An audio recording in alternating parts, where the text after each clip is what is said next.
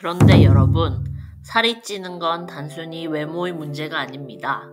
배가 나오고 몸에 지방이 쌓이기 시작했다면 그건 이미 몸이 보내는 위험 신호예요. 요즘도 고민 많으시죠? 다이어트 정보는 넘쳐나는데 3일 동안 쉐이크만 마셔라는 말엔 지치고 단식, 허용식, 대사전환 같은 단어는 어렵기만 한데 정작 나는 계속 살이 찌고 배는 더 나오고 있다면 여러분만 그런 게 아닙니다. 이 시대에 살고 있는 많은 사람들이 똑같은 혼란을 겪고 있어요.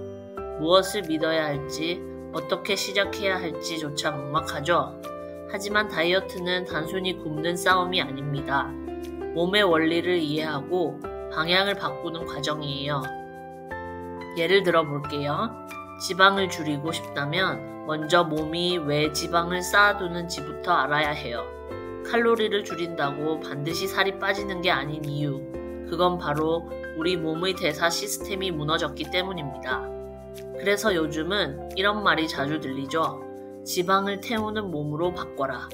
이게 바로 대사 전환입니다.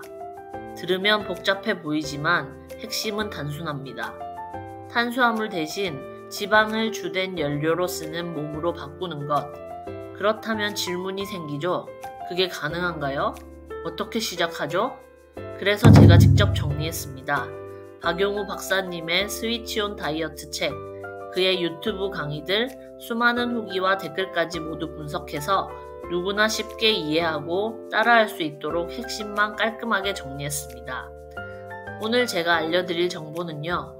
현재 국내에서 20만 뷰 이상 나온 스위치온 다이어트 시작하기 영상 중에서도 박용우 의사 선생님의 실전 노하우입니다. 해당 내용은 박용우의 스위치온 채널의 콘텐츠를 바탕으로 구성했습니다. 스위치온 다이어트는 단순히 체중을 줄이는 게 아닙니다.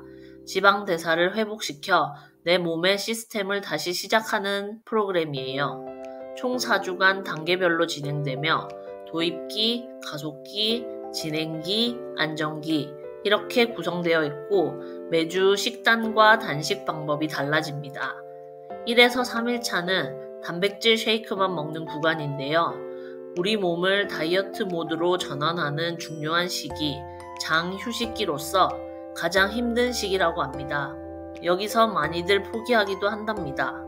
몸이 적응하는 과정이라 어지러움, 피로감, 두통 등이 올 수 있다고 하는데 너무 심하면 바로 4일차 식단으로 넘어가도 된다고 합니다.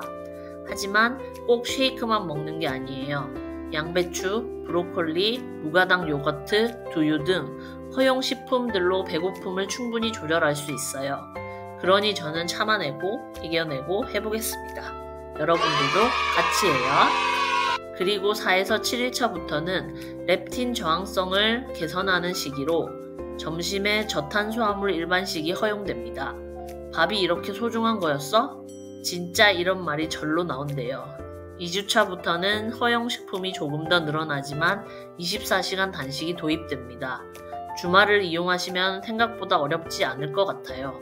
예를 들어 금요일 저녁 6시에 식사를 마치고 운동을 빡세게 하거나 좀 늦게까지 걸어 다니다가 집에 들어와서 씻고 잠자기 시작해서 토요일 늦게 하루를 시작하는 거예요.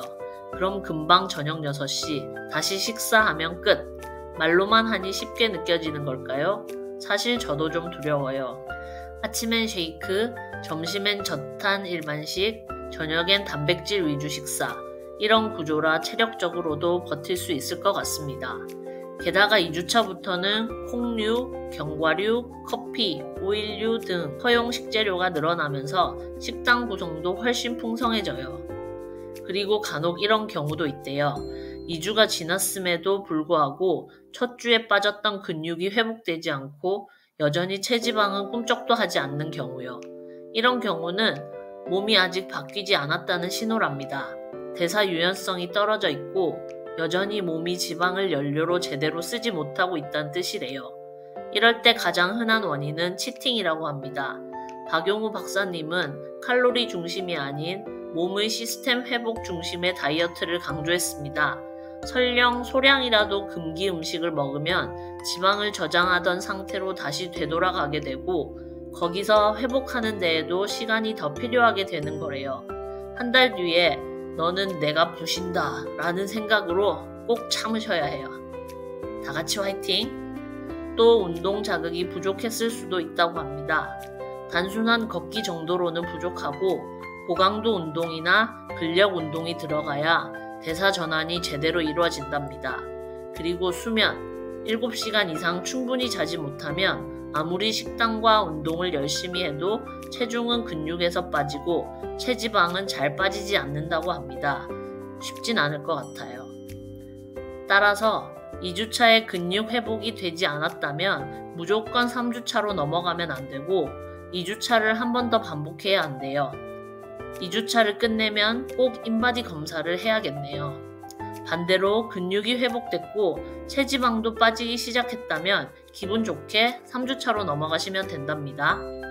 3주차는 허용식품이 조금 더 늘어나면서 운동 전 간단한 탄수화물, 고구마, 바나나 등을 섭취도 가능해지지만 간헐적 단식 횟수는 주 2회로 늘어납니다.